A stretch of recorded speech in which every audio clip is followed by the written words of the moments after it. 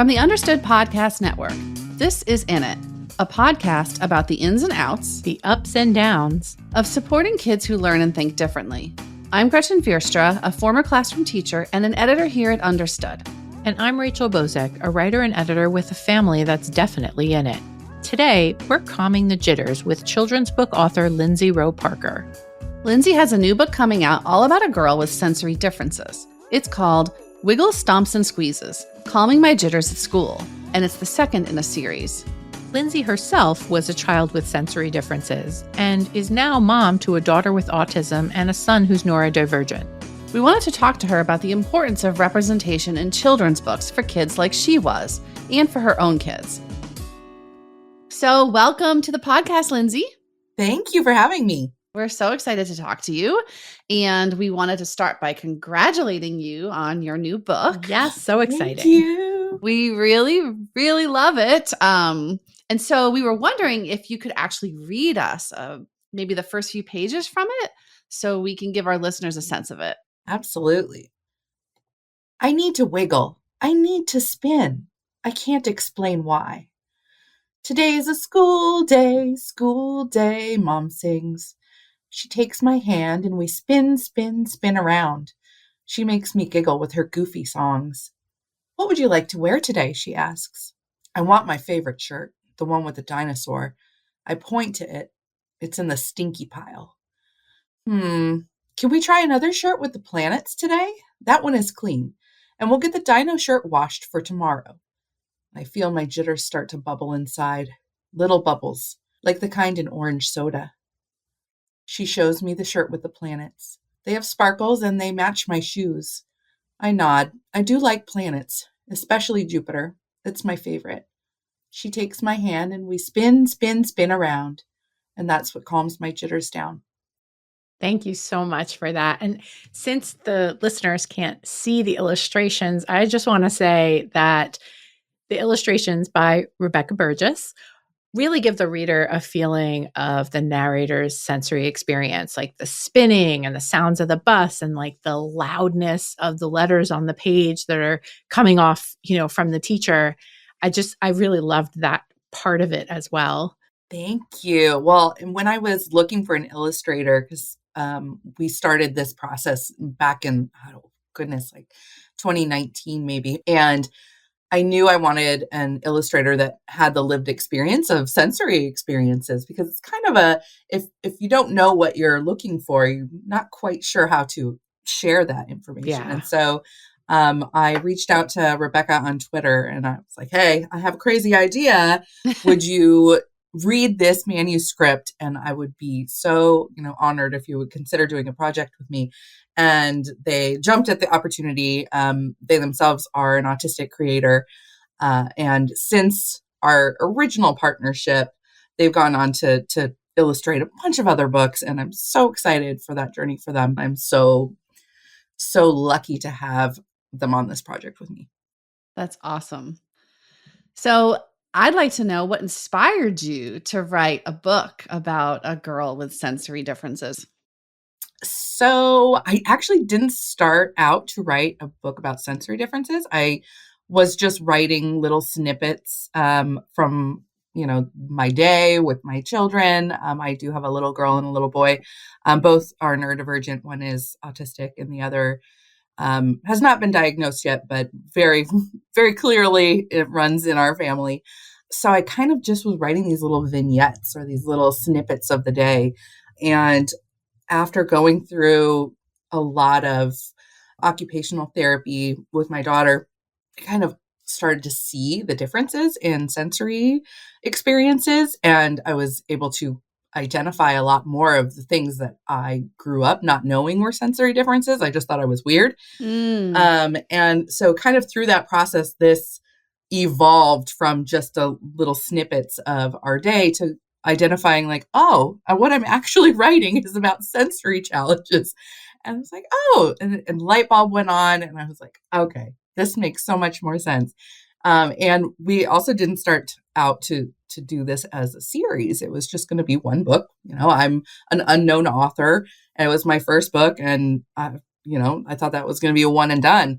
And because of the response from the first book and the need in that space in children's literature for not only books about sensory differences, but books that celebrate neurodivergence in general, we decided to keep going with it because the response was wonderful. And so that just I was like, okay, we're going to keep going because it's needed. You said when you were working with your own children at occupational therapy, for example, you looked back at your own childhood and sensed, maybe some of this was me too. Would you mind sharing some of the things you realized maybe you thought you would label as just like quirky, but actually were sensory differences? Oh, yeah, absolutely. I had so much internal narrative of myself that I've collected over my 40 plus years of, I have ADHD and sensory differences.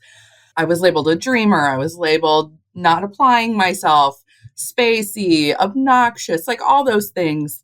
And it just kind of becomes your internal dialogue after years and years. And going through that process of learning about sensory differences, specifically during my daughter's, therapies, I was like, oh, wait a minute. So I also then unfortunately got into a car accident and had to go do some neuropsychological testing. And that's when I actually got diagnosed, was after that. So while that was a hard time of my life, something really beautiful came out of that, which was a diagnosis that I didn't even know that I needed. And it just made so many things make sense. And then I was able to kind of retrain myself in my own narrative and be like, no, you're not lazy. You're not spacey. You're not, well, maybe I am obnoxious. I'm not sure, but all these things that I thought that I was, I'm like, no, that is not what it is. I have ADHD and I have sensory differences, and these things I can manage. I can find supports, and I can give myself a little bit of grace too. And I'm so grateful for that to have happened, even though I'm an adult. It has taught me so much of how I can try and help my kids not create those internal narratives for themselves. Are any of the sensory experiences in the book ones that either you've experienced in your childhood or that your own children experience now? Oh, absolutely. The food ones, the clothing. One of the ones that was actually me in this new book is when the child is putting their face on the table and the table is really cool and they're feeling the scratches or the divots in the table. And I like that exactly happened to me as a kid. I would just sit there when I was overwhelmed with whatever was happening in the classroom. I would then just, feel senses around me. So I put my warm face on a cool table, and it looks like, who knows what it looks like to the teacher that you're doing or to the other kids. But what you're doing is you're just trying to regulate yourself. And it varies so much from person to person as far as like what things are difficult for them.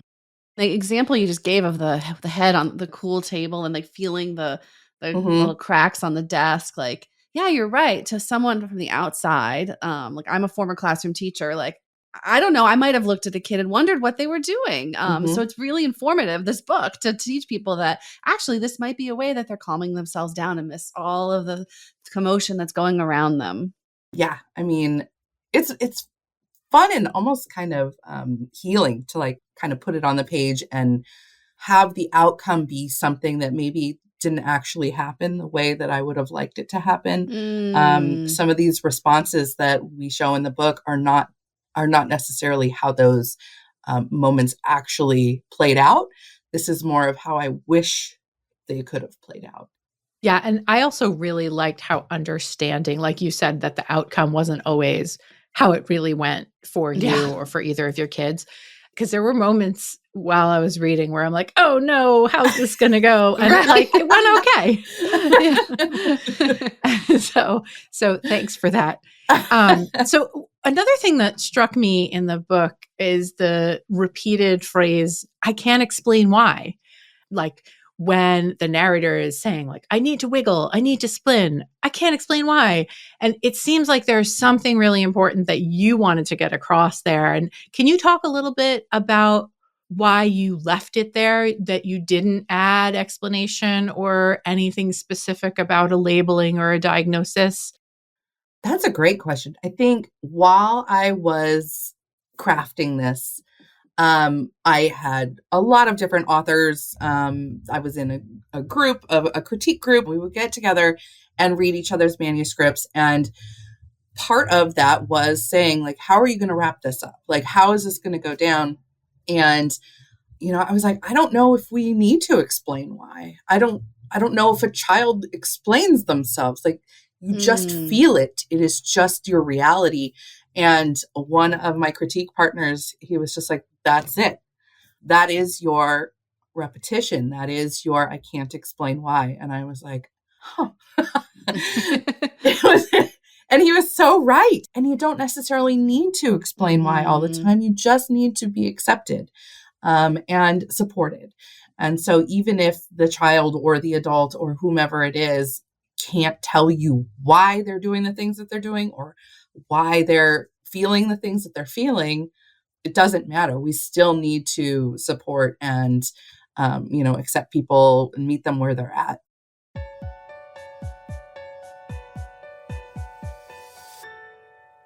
Lindsey, we mentioned this earlier that we just appreciate how the story doesn't have, a teacher coming in and saying, what are you doing? Why are you doing that? That the teacher is really supportive.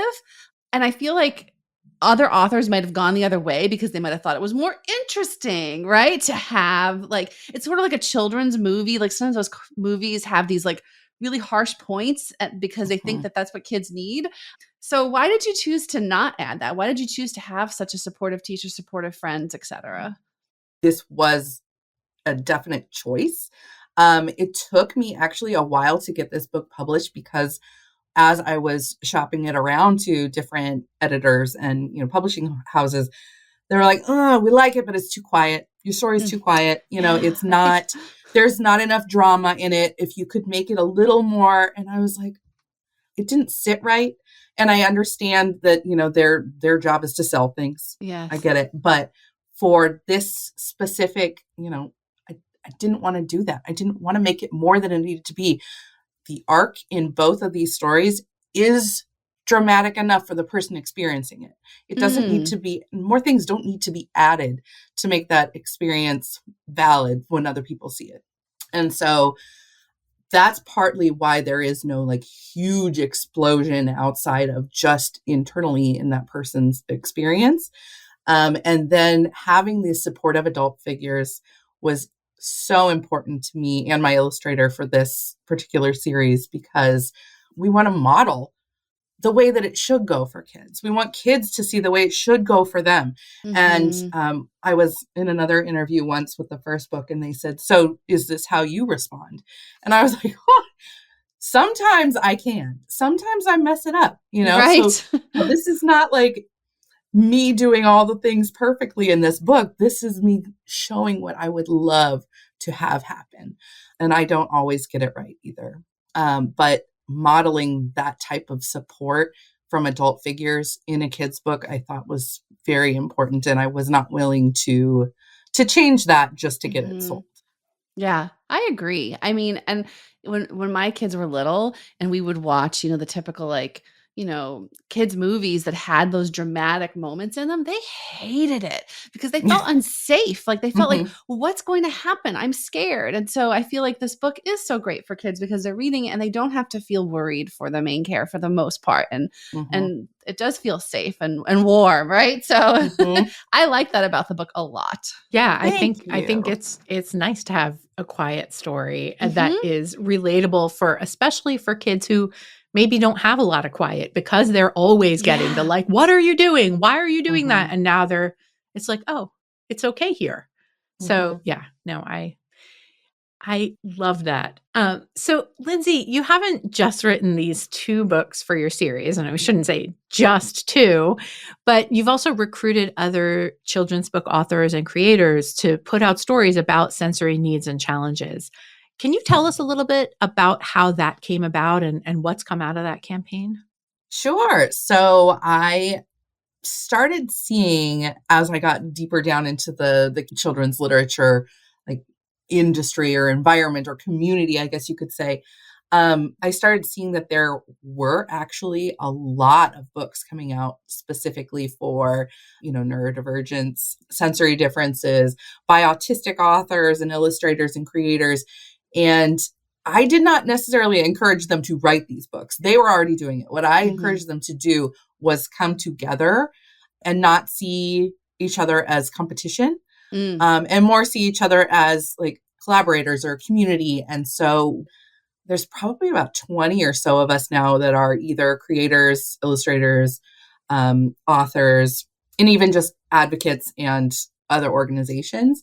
And then during Sensory Differences Month in October, I just really promote all of the different stories that are available and out there that have this. That's not the same story, but it is a similar feeling in the fact that, like, you're not broken. There's nothing wrong with you, but this is an actual thing that people experience. And sometimes it's hard. And here are a lot of different resources for you to understand yourself, to know that you're not alone, and just to kind of like make community of people who have the same goal.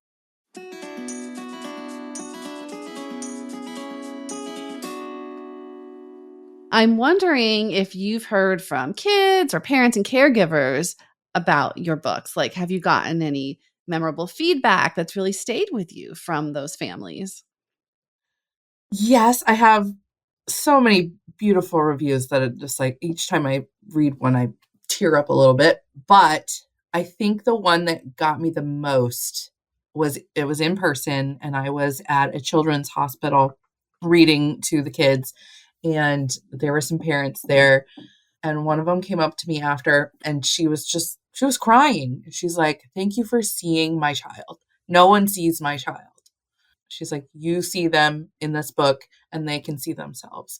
And I was like, "Oh my gosh." And I've heard that, I don't want to say many different times, but really that is a very common thing for them to say. But having a mom in front of my face tell me with tears in her eyes, it got me pretty I good imagine in the that it heartstrings. would. Yeah. So, looking ahead, do you have ideas for a next book in your Wiggle, Stomps, and Squeezes series? Yes, I do. Absolutely. So we have the two that this next one I should actually be getting just like in 3 days. I can't wait to unbox it. I also have an activity book that goes along with it. But then aside from those three pieces, I'm hoping to do, The Dentist right now is a big one in our home. Oh, yeah. So it's a rough one. So I'm thinking that might be one of the next ones. Holidays are usually like sensory nightmares. They can also be really exciting for sensory because, I'm a seeker for the most part, a sensory seeker, and I love lights and loud noises and all that kind of stuff. But at some point it gets overwhelming. So I might explore that a little bit. And then travel, going on airplanes or going to new places with your family. That one can also be really fun and exciting, but hard. So those are kind of the three that I'm toying with manuscripts right now. Those are all so good. And can I just say I could really benefit from the dentist? Yes. And we did episodes about the overload of the holidays and of traveling. We have, yes. So we'll have those in the show notes. Yeah. But those are big ones. Those are big ones.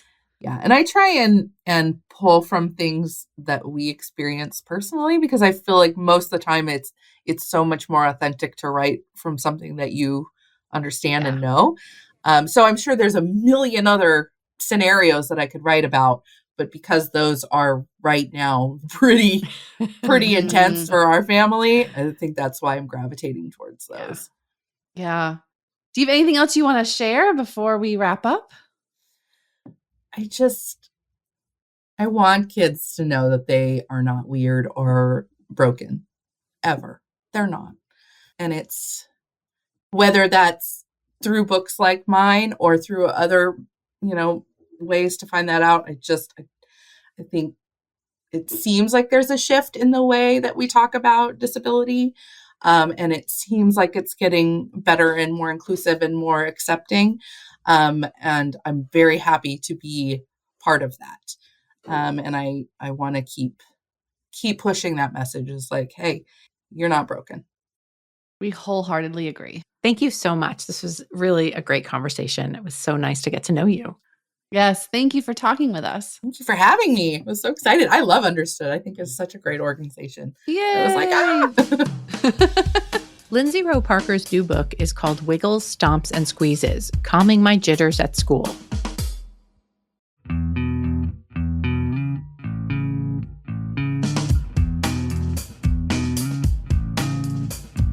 You've been listening to In It from the Understood Podcast Network. This show is for you, so we want to make sure you're getting what you need. Email us at init@understood.org to share your thoughts. We love hearing from you. If you want to learn more about the topics we covered today, check out our show notes. We include more resources, as well as links to anything we mentioned in the episode. Understood.org is a resource dedicated to helping people who learn and think differently discover their potential and thrive. Learn more at understood.org/mission. In It is produced by Julie Subrin. Ilana Milner is our production director. Justin D. Wright mixes the show. Mike Erico wrote our theme music. For the Understood Podcast Network, Laura Key is our editorial director, Scott Coshier is our creative director, and Seth Melnick is our executive producer. Thanks for listening. And thanks for always being in it with us.